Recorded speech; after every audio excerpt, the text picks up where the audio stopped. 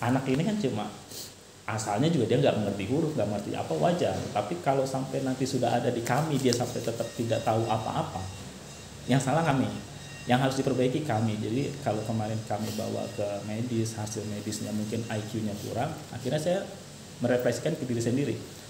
IQ saya yang 120-an lebih ini nggak berguna ternyata, karena nggak bisa mendeliver apa yang saya bisa ke anak ini. Berarti saya belum mampu mengaplikasikan apa yang ada di saya ke anak ini. Itu keterbatasan saya, bukan keterbatasan anak ini. Karena anak ini cuma hasil dari apa yang harus kami lakukan.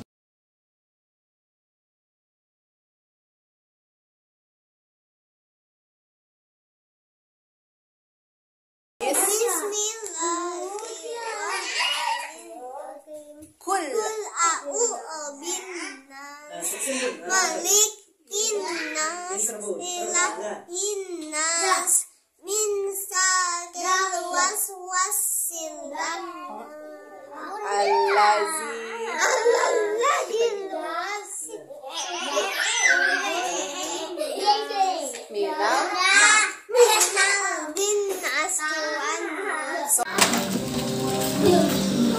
Ini mau dibakar nggak?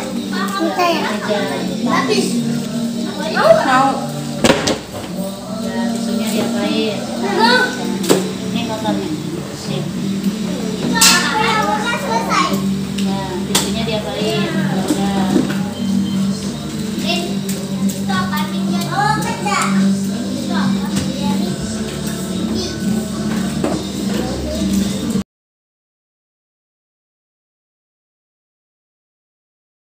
Assalamualaikum Ayah dan Bunda Nasnin, apa kabar? Alhamdulillah. Alhamdulillah baik, Bu. Baik, Bunda ya. Iya. Apa kabar Ayah Bunda semuanya di rumah? Sehat kan? Semoga sehat dan bahagia selalu ya semuanya. Hari ini kita ngorbit di edisi pertama di tahun ajaran baru ini dengan Bunda dan Ayah Nasnin. Kita langsung saja ya. Jadi di acara ngorbit ini kami menghadirkan Ayah dan Bunda Nasnin karena profil Nasnin di TK kami ini sangat luar biasa ya, dengan segala keterbatasannya. Nasnin mampu menghafal surat-surat pendek yang itu baru kami lakukan, baru kami ajarkan gitu. Seperti 3 surat jitu ya, An-Nas, Al-Ikhlas dan Al-Falaq. Kemudian Al-Kausar, Iya. itu, dan ada surat lain yang kami tidak jadi target pembelajaran kami, tapi ternyata sudah hafal. Nah, mungkin bisa diceritakan bagaimana pengasuhan di rumah ayah dan ibu. Oh, baik. Kalau untuk penghafalan Al-Qur'annya, biasanya saya dulu mengaji. Nasnin tidur-tiduran dulu tuh. Nanti udah kita Nasnin, kalau dipanggil, kalau saya udah bilang A'udzubillahi minasyaitonirrajim, nah baru tuh dia datang tuh duduk Nasninnya.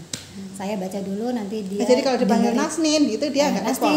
Nasnin ayo kita mengaji, atau enggak Nasnin ayo sini, anak cantik. Saya bilangnya kadang-kadang nenggelis, sini gitu. Oh kok belum datang-datang juga nih. Suara dikencengin nih. A'udzubillahi minasyaitonirrajim, bismillahirrahmanirrahim, baru dia datang. Bunda, Nasnin mau mengaji juga. Ya udah duduk. Saya dulu mengaji, nanti dia dengerin terus-terusan. Begitu lagi nanti pas mau tidur. Semua yang saya hafal lah, baca-bacaan dibaca lagi sampai tidur, sampai Nasninnya tidur gitu. Oke, biasanya ngaji itu jam berapa, Bu? Biasanya habis duha. Kalau duha, habis duha tuh waqiah Duha sama kan di Yasin. sekolah ini Nasnin. Oh iya, maksudnya sebelumnya gitu. Oh, Sebelumnya Oh, setiap berarti itu hafalan itu sudah dimulai sebelum Nasnin sekolah. sebelum iya, Oke. sebelumnya saya sholat duha, saya waqiah sama Yasin itu selalu. Nanti begitu pula dengan malamnya tuh habis maghrib biasanya. Nanti habis maghrib, terus setelah dia minum susu mau tidur, baru kita baca Al-Muluk. Ayah Nasnin cukup tahu berarti Nasnin seperti apa? Dan Nastin kalau saya lihat kan tipikalnya lebih ke pemikir sama pemerhati. Dia bukannya berarti nggak peduli, tapi dia sambil dengan kesibukannya dia tetap mendengarkan, tetap dimasukkan ke dalam pikiran-pikirannya. Wah, nanti ada sesuatu pun ada saatnya dia akan melampiaskan atau meluapkan hal itu, entah bertanya lagi, entah apa. Tapi waktu kita misalkan berkomunikasi sama Nasnin, seolah-olah dia nggak memperdulikan komunikasinya saya, tapi saya yakin dia mendengarkan itu gitu. Karena kadang-kadang waktu saya udah berkomunikasi dia ingat apa yang dia mungkin dia bicarakan itu gitu. Oh, saya baru berarti dia dengar waktu itu. Dan dia Ayah tahu nggak? Maaf saya potong. Ya. Nasnin tukang ngambek. Iya. Tahu. Kalau dia nggak diturutin itu saya yang salah. Karena saya selalu menuruti, karena prinsipnya gini sih, kalau anak kecil itu kan seperti kertas putih lah ya, jadi apapun dia karakternya harusnya dari yang dia lihat pertama kali semua lingkungan dan bagaimana dia dibentuk gitu. Kalau dia ngambek ini fully saya menganggap ini salah saya, karena apapun yang dia minta saya turutin, harusnya saya udah mulai batasan dia bisa kapan berkata tidak, sehingga dia ngambeknya tahu sampai batas mana bahwa ini nggak boleh, ini boleh. Ye, gitu. Alhamdulillah. Bunda, adakah Bunda mendisiplinkan hal itu? Yang nggak dari belajarnya, yang dari daily, dari kemandirian ya, dari baju kotor, dari mandi. Nasninnya yang sering nanya, jadi kalau Nasnin misalkan contoh kayak kemarin mau pergi gitu, kita pergi ke mall atau pergi ke tempat rekreasi atau apa, dia nanya habis dari sini sebelum pergi nih, disebutnya nanti di sana habis itu aja ngapain? Jadwalnya apa? Nanti kami jawab ini, habis itu sehingga pada saat itu udah sampai sana dia nagih tuh yang habis itunya. Oh, berarti gitu. Habis ini ada saat yang kayak itu, nah baru dia ngambek, tapi dia hafal runtutan yang udah kita bicarakan. Jadi habis itu nanti pulang dari sini parkiran motor katanya, parkiran motor dulu baru jalan katanya, pakai motor jalan ini. Jadi rute-rutenya yang udah kita sebutin di awal, yang dia memang tanya habis itu dia cuma nanya aja. Rundownnya dia tahu rundownnya. Jadi habis biasanya kalau Nasrin mau bangun tidur, Nasrin bangun tidur apa Bunda? Sholat asar. Bukan Bunda, Nasrin mandi dulu baru sholat asar. Oh iya gitu. Oh gitu. Habis itu makan, habis itu. Jadi itu memang muncul dari Nasrin sendiri. Habis itu Tapi dia ada nggak habis itunya itu kepanjangan menurut panjang. Akhirnya kalau kita ngomong begini, habis itu udah Nasrin udah selesai. Udah dia diam. Ada kalau udah dengar kata selesai udah. Dia. Tapi kalau kita habis itu terus habis itu dia sambil ngapain tuh? Habis itu? Iya.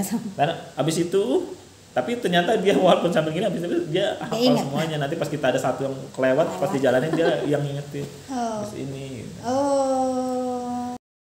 Menurut Ayah dan Bunda nih, sekolah itu nanti akan berperan sebagai apa sih buat Nasrin? Kalau saya melihatnya seperti ini Bunda Yus. Sekolah dengan keluarga, saya anggapnya lingkungan keluarga ini, lingkungan rumah sama lingkungan sekolah itu sama-sama media pendidikan gitu. Bedanya kalau kami di rumah pendidikannya mungkin informal, kalau sekolah formal. Kalau dianalogikan misalkan gini, kalau kami sakit batuk pilek, kami juga bisa mengobati diri kami sendiri dengan cara beli obat yang lain. Tapi kan ada juga yang memang sudah praktisi atau profesional, itu dokter. Layaknya saya sakit ya harusnya saya ke dokter yang lebih profesional, walaupun saya bisa googling informasi obat segala macam ada, saya bisa beli sendiri, saya bisa mengobati diri sendiri, tapi kayaknya bukan itu yang pas gitu. Karena memang kalau sakit ya berobat ke dokter, ke rumah sakit yang memang di sana ada praktisi atau yang lebih profesional. Memang apa ya? Awalnya kami nih kalau bicara jujur, awalnya kami juga agak ada sedikit ketakutan gitu kan, karena kan sebagai institusi nggak mungkin ya kami dititipin terus kami ngapain gitu kan. Kalau namanya dititipin kan berarti harus ada intervensi dari kami sehingga outputnya itu ada gitu. Ya kemarin juga saya kaget Bunda, ya Nasrin makan agarnya sendiri ya. Nasrin mau makan sendiri, ayo. Bunda liatin dari jauh ya, Bunda lihat dari tangga ya, makan dia, makan Bunda belum sampai ke mulutnya, jatuh, alhamdulillah, sengaja dia mau begini. Kalau jadi setiap makan dia kan ada mainannya sendiri ya, ada piring-piringan, sama gelas-gelasan. Ya nanti ambil sendok. Bunda begini kata Pak Ustadz, makannya taruh ke mulut. Itu alhamdulillah, biasanya dia masuk ke sini. Iya. Sekarang udah masuk ke mulut dia bilang.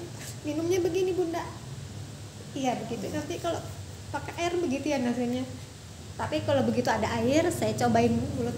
Ada airnya dia masih belum mau. Iya, dia belum. Bu. Masih belum mau. Tapi alhamdulillah Nasin Kita lagi latih makan. makan kata dia